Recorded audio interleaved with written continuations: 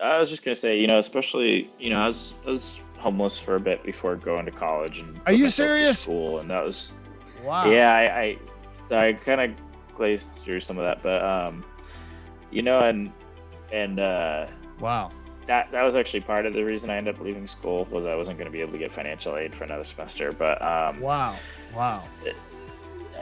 it's easy to kind of go back and just be like, oh, but I was all fancy, but When you meet people yeah. now, when you meet people, when you meet somebody that's kind of down on their luck like that, and they're in a situation like that, right? Like they quit college, can't find a job, they're living with their buddy, they're sleeping on the couch, whatever. When you meet people like that, I have two reactions. I don't know how you feel, but I have two reactions to it. My first one is, okay, I kind of feel for you, bro. Let me find out what your story is.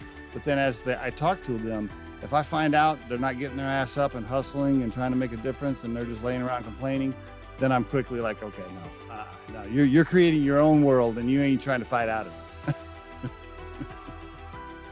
it. I might be a bit of a hypocrite here, but I would say that when I take a bit of a stoic approach. I think stoicism comes naturally to me, but the most common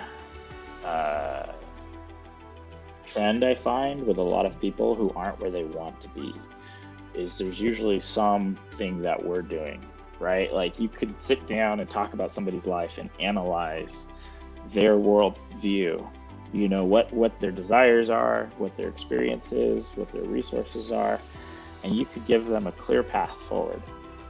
And in my experience, a lot of time people won't do that because it's not their fault. Right. It's their experience is a product of other people's actions and choices. Yes. Not theirs. Couldn't And agree so more. 𝐒𝐡𝐞𝐥𝐝 extreme ownership. Yeah. And there's something to be said about that, like stoicism of like, sure, you got a crappy place to sleep.